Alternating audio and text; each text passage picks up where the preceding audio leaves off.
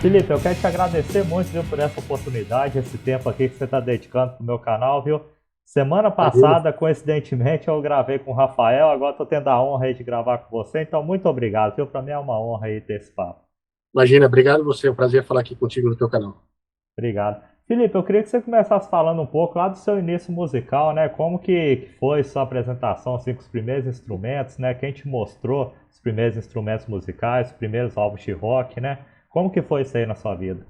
Bom, eu comecei a tocar por influência de um grande amigo, que é o André Brunetti, na verdade do pai dele, que foi um grande músico, né, um grande compositor também, que é o César Brunetti, e foi ali que eu tive o primeiro contato com o violão, mas antes disso eu já tinha um ouvido bem musical, porque a minha mãe, especialmente, ouvia muita música muito boa em casa, né, ela tinha discos excelentes de progressivo, de AOR, de pop, né, e coisas muito boas, assim, música brasileira também.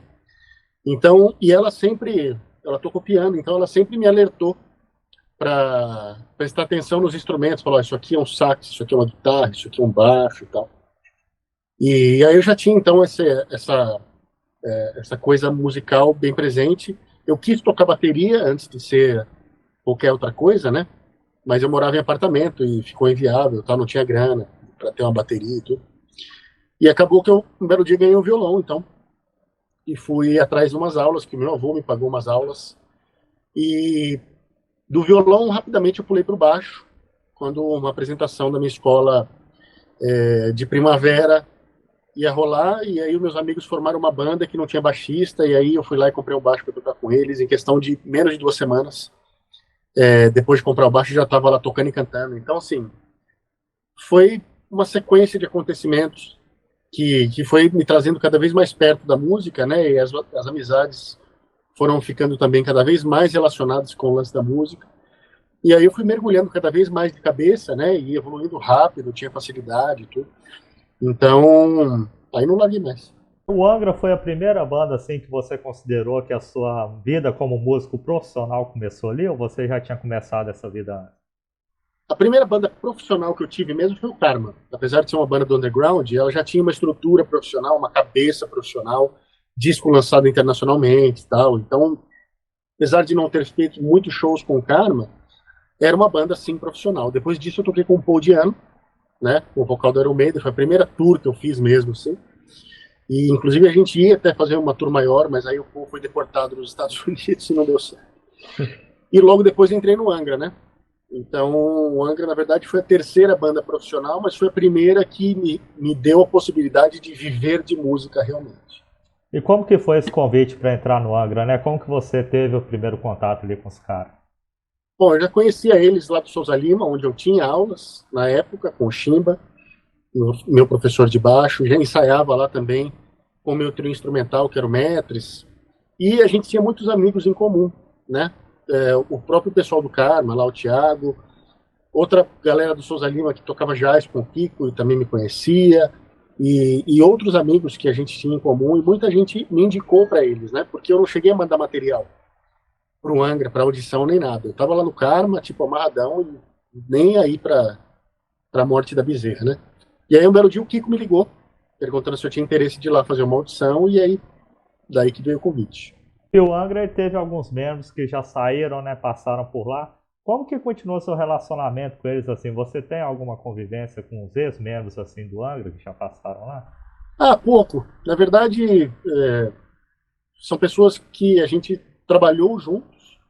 Algumas delas eu tive uma amizade mais forte e tal, mas que depois que você deixa de trabalhar junto e passa a conviver com outras pessoas e passa as vidas vão tomando rumos diferentes assim, né? E aí a gente meio que perde o contato. Acho que é uma coisa até natural.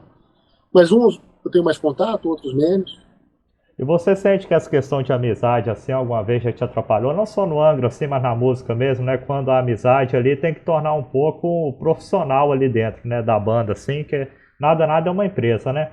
Você acha que essa questão de amizade te atrapalhou alguma vez, assim, dentro de alguma banda na sua vida aí, Não, profissional? não, acho que não. Acho que a amizade, quando ela existe e é sincera, ela só tem a acrescentar numa relação profissional, né? É muito melhor você trabalhar com amigos do que trabalhar com pessoas que você não tem tanta afinidade.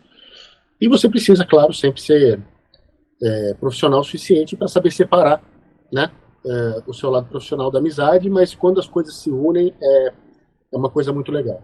Você teve a oportunidade de fazer a turnê do Sons of Apollo, né? Inclusive tem uma banda que abriu lá que eu gosto muito, a Luffy Band, abriu acho que 3 shows, né, Sim, da banda. sim. Como que foi esse convite? Você foi pego de surpresa ou você já estava ensaiando tudo? Como que é esse processo aí?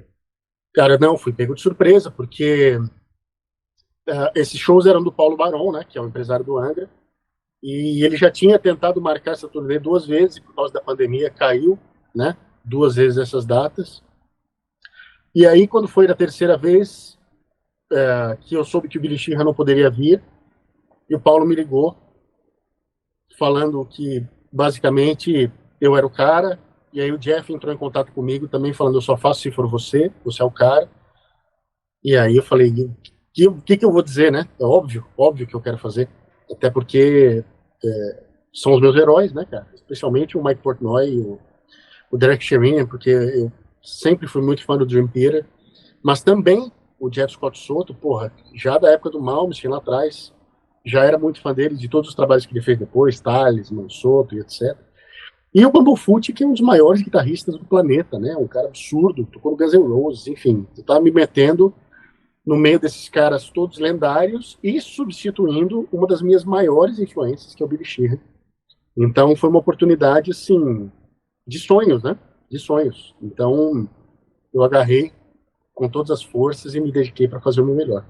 E como que foi a questão de tempo assim para você estar tirando as músicas? Eu tive um bom tempo para ouvir as músicas, né? Mas durante esse tempo a coisa ficou meio que na corda bamba. Será que vai? Será que não vai? Não tinha uma confirmação, né? Uhum. Existia a possibilidade de que ia rolar e tal, mas eu estava me preparando, ouvindo bastante as músicas. E aí, quando realmente a gente bateu o martelo que ia rolar, aí eu passei a me reunir no Zoom, especialmente com o Derek e com o Bumblefoot, para passar músicas e detalhes dos arranjos, etc., e aprender algumas coisas com eles, que é muito mais fácil eles me passarem do que eu ficar ouvindo, né? E aí teve a fase de pegar um instrumento de fato, né? Que aí já não foi tanto tempo assim, deve ter sido umas 2, 3 semanas. E só que no meio do caminho eu tive uma surpresa bastante desagradável, que foi que o meu filho ficou doente e precisou ser internado. E eu fui para o hospital com ele, fiquei 4 dias com ele no hospital, que basicamente eu não consegui estudar, até levei o baixo para o hospital e tal. E foi bem na reta final, que era a semana que eu tinha separado para focar só nisso, né? Porque a gente já teria o ensaio ali no fim de semana. Mas no fim das contas deu tudo certo. Acho que eu ter ouvido e conhecer as músicas muito bem ajudou bastante.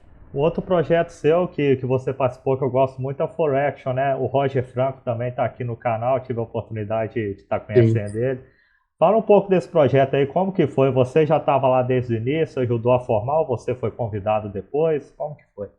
O For Action, ele surgiu a princípio com o Sidney e o Roger, que estavam viajando, fazendo workshops pela NIG, e aí nessas viagens eles se reuniam no hotel e trabalhavam numas ideias, né?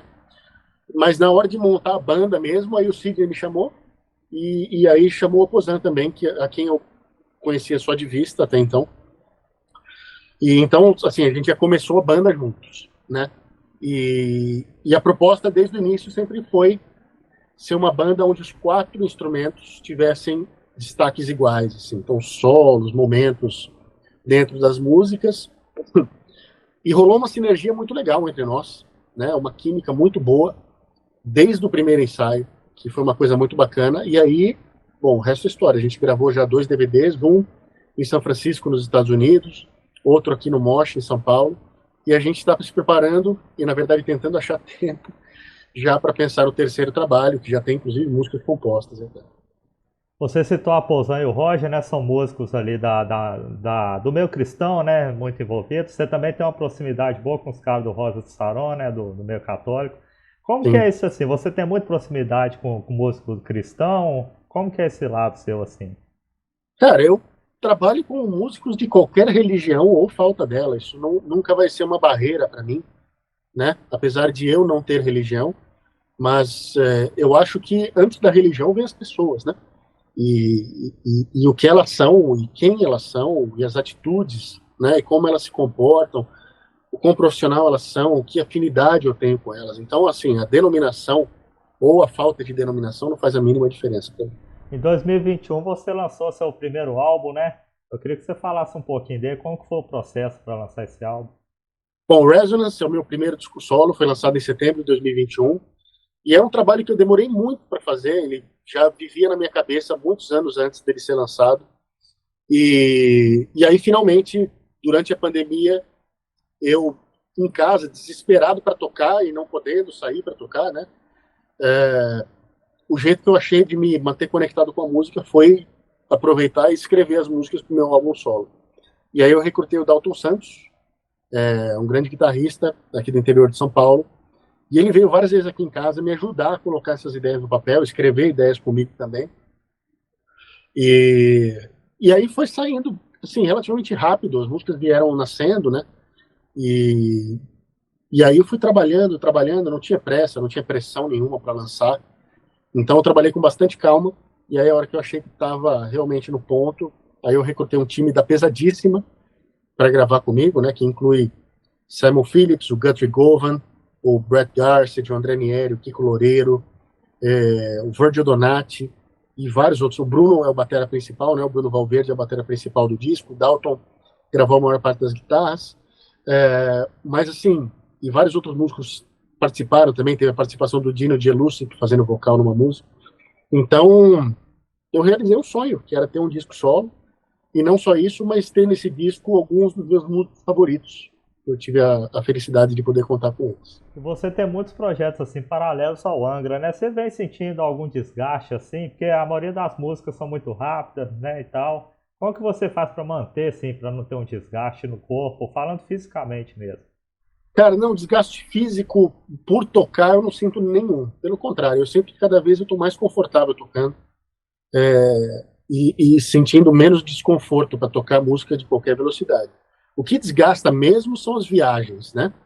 E estar no aeroporto, especialmente aeroporto. Quando a gente viaja de ônibus é até bem melhor. A gente consegue dormir e tal.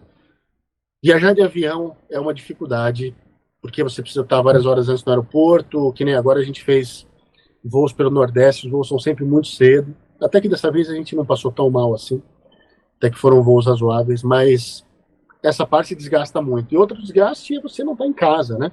Você não está perto da sua família, você às vezes perder eventos familiares que são importantes e você não está, né? Então, por esse motivo, mais do que qualquer coisa, eu botei um pouco o pé no freio nos projetos paralelos para poder me dedicar mais à família e para ter um tempo maior para mim de descanso, para minha cabeça, assim, não precisar ficar viajando tanto. Então, hoje em dia, eu seleciono muito mais aquilo que eu vou fazer extra Angra, até porque o Angra está numa fase incrível de trabalho, com milhões de coisas acontecendo. A gente vai gravar acústico, está lançando disco novo, uma série de clipes para gravar, e eu faço toda a parte burocrática do backstage do Angra também. Então, assim, é bastante trabalho, bastante trabalho. Fora tudo que eu já faço. Então, vou gravar o disco do Kiko também em breve. Tem outras gravações sempre tentando. Tem os meus cursos online que eu tomo conta também. É muita coisa. Então, esses projetos paralelos eu dei uma segurada. Isso, eu queria que você falasse um pouco sobre os cursos mesmo. O seu curso é um dos mais acessados hoje no Brasil, né? Fala um pouco sobre ele, como que o pessoal consegue acessar ele. Pelo meu site, filipeandreoli.com, tem lá o endereço de todos os cursos. E o legal é que eu lancei recentemente um cursão que engloba todos os meus cursos de baixo e mais todos os bônus de todos os cursos. E inclui também o meu curso de Music Business, que é o Manual do Músico Profissional. Então, para quem quiser conhecer esse aí, é só ir no cursosfelipeandreoli.com.br. O curso se chama Baixo Total.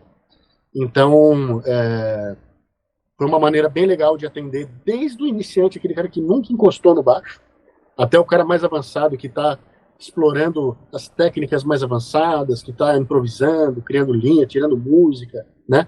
Então, tem tudo ali para quem quiser. Pra gente finalizar, Felipe, quer divulgar alguma coisa, passar alguma rede social aí? Fica à vontade aí, viu? O espaço é seu. Então, beleza. Muito obrigado, Lucas, pela entrevista. E convido a galera aí a me seguir no Instagram, @FelipeAndreoli. O Twitter é o mesmo endereço, o Threads é o mesmo endereço. Estou no YouTube também, na página do Facebook. Então, aguardo toda a galera lá. E quem quiser saber mais sobre todos os meus trabalhos, felipeandreoli.com. Beleza. Muito obrigado pelo espaço, pelo tempo, pela confiança, viu? Saúde para você e para sua família aí. Valeu, Lucas. Obrigado. Obrigado, Felipe.